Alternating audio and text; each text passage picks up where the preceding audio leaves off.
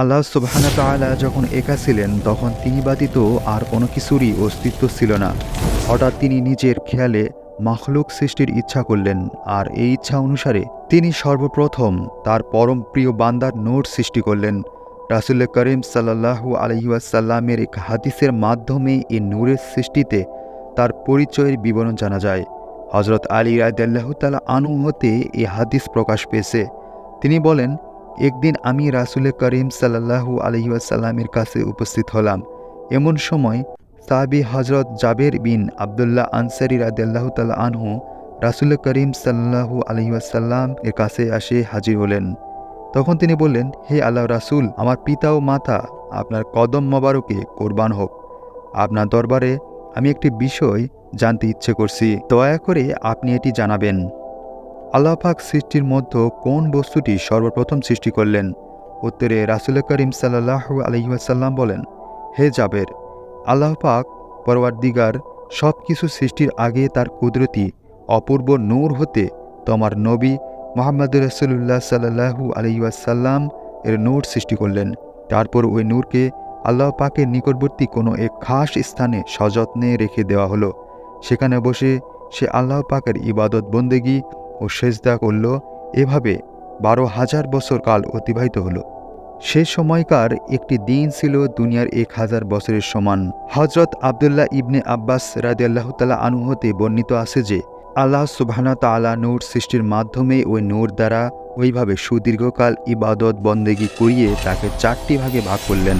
আর তার এক ভাগ দ্বারা আরশে আজিম, দ্বিতীয় ভাগ দ্বারা কলম এবং তৃতীয় ভাগ দ্বারা লাউহে মাহফুজ সৃষ্টি করলেন।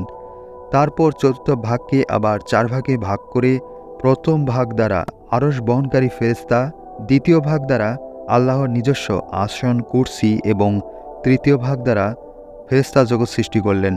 এরপর চতুর্থ ভাগকে আবার ৪ ভাগে বিভক্ত করে তার প্রথম অংশ দ্বারা আসমান, দ্বিতীয় অংশ দ্বারা জমিন এবং তৃতীয় অংশ দ্বারা বেহেশত ও দোজখ তৈরি করলেন।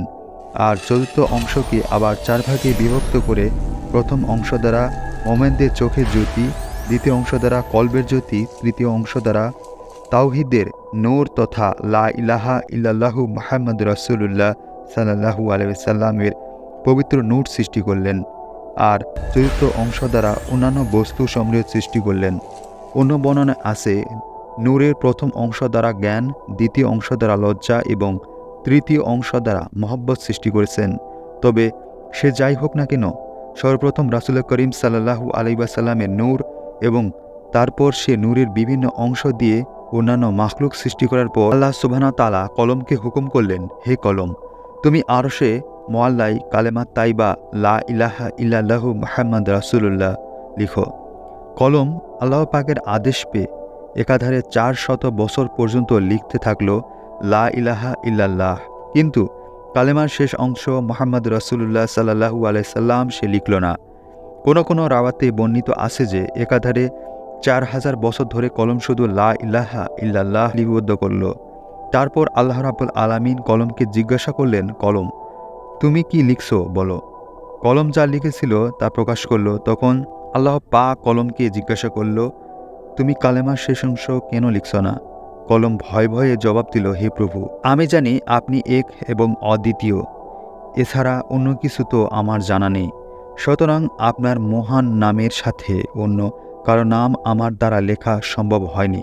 আপনি বলুন, আপনার মহান নামের সঙ্গে অন্য যে নামটি লিখতে আদেশ করেছেন ওই নামটি কার? কলমের কথায় আল্লাহ সুবহানাহু ওয়া তাআলা অসন্তুষ্ট হয়ে বললেন, কলম, তুমি আমার নামের সঙ্গে ওই নাম না লিখে অনেক বড় ভুল করেছ।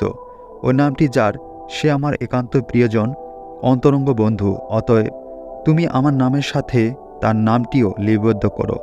কলমের প্রতি আল্লাহ তাআলার এভাবে অসন্তুষ্টি হওয়ায় ও তাকে হযরত মুহাম্মদ সাল্লাল্লাহু আলাইহি ওয়াসাল্লামের নাম লিখতে বলায় কলম ভয়ে ভয়ে কেঁপে উঠল এবং সে কলম দুভাগ হয়ে গেল। এরপর আল্লাহ সুবহানাহু ওয়া তাআলার আদেশ অনুসারে কলম আল্লাহর রাসূল হযরত মুহাম্মদ সাল্লাল্লাহু আলাইহি ওয়াসাল্লামের নামের গোপন রহস্যগুলিও ৪,০০০ বছর ধরে লিপিবদ্ধ করল।